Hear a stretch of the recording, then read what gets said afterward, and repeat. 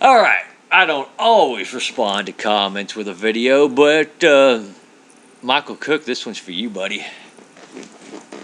Oh, and by the way, I thought I'd start out by bursting your bubble. I'm more of an agnostic leaning atheist. In fact, more atheist than anything else. So, I mean, nice try on trying to make a Bible reference at me, like claim that I'm getting my information from the Bible.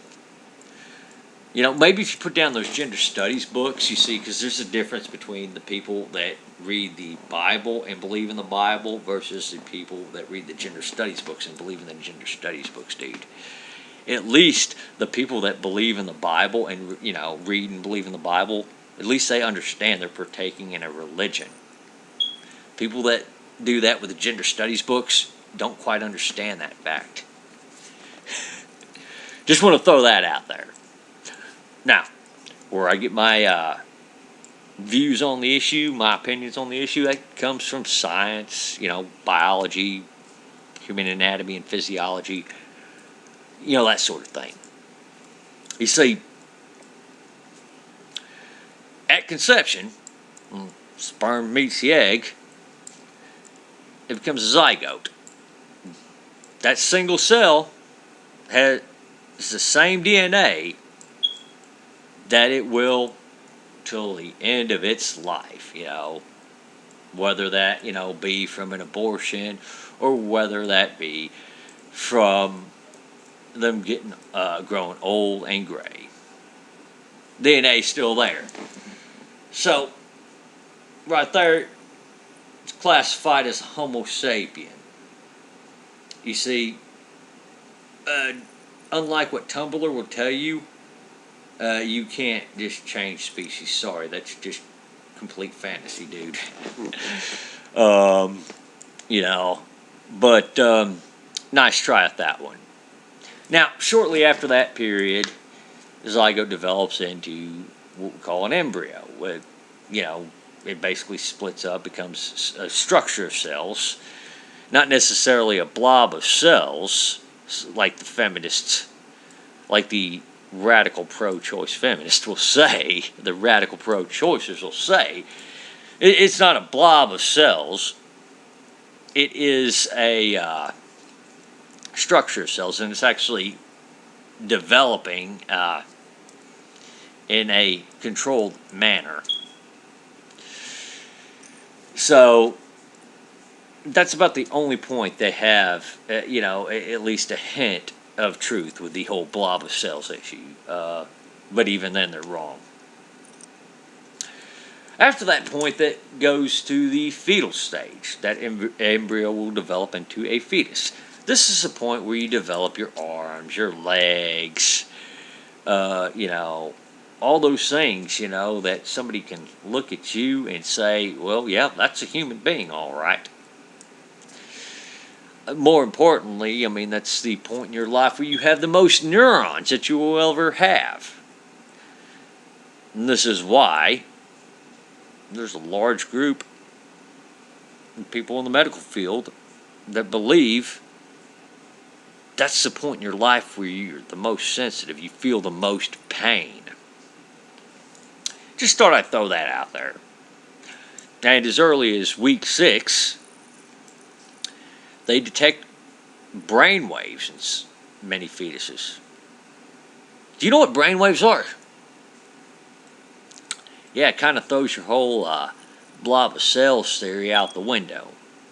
I presume that's what you think, just given the way you've been talking. But yeah, that means that fetus at that point has an active brain.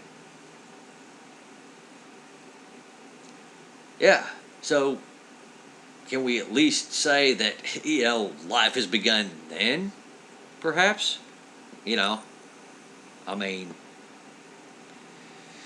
Granted, yeah, it was life at conception, but, if nothing else, at least a week 6, You know, when it starts having brain waves, I mean, come on.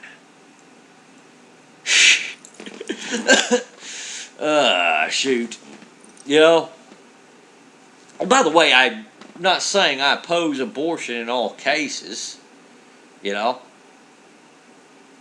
I just don't think that it should be taken so cavalierly. I mean, and at the end of the day, we still have to understand we're taking a human life, dude. You know? The case of rape, I don't know of anybody, aside from one no longer in office Republican congressman and, with his unpopular preacher man who sits there and opposes abortion in the case of rape. You know? Here's the thing, if you've waited to the fetal stage, I mean, don't you think, you waited a little bit long? Yeah. Don't you think that you should have gotten the procedure done a little bit earlier? Just throwing that part out there. I mean, if it was really so painful for you to be pregnant, to be carrying around your rapist's embryo, wouldn't you have done it to the point where it's the most simple to do? Just throwing that out there, dude. In the case of where a woman can lose her life, an expectant mother could lose her life in the case of pregnancy. Well, there's only one type of pregnancy I'm aware of that will cost a mother her life, and abortion's the only way to save the expectant mother, and that's an ectopic pregnancy. Now, granted, if somebody knows another type of pregnancy where abortion's the only answer, please put so in the comments. Let me know. Enlighten me.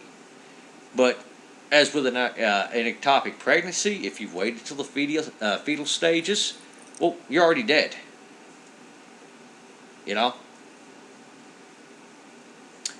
So, yeah. The point I'm making is that, yeah, dude, a fetus is a baby. Yes, it's human life. And the fact of the matter is that, I don't see a point to waiting that long to get a fucking abortion if you're gonna get that, if you're gonna make that choice. Well, what were you doing, from from pregnancy to 6 weeks to where you couldn't get an abortion? I mean, and there really ain't a point to late term abortion other than being purely sadistic. I mean, and please, if there's another point, please, or if there's another reason to waiting, I don't know, 6, 7, 8, 9 months to get an abortion, I mean, please let me know. So we got to draw the limit somewhere on this. All right. Y'all take her easy out there.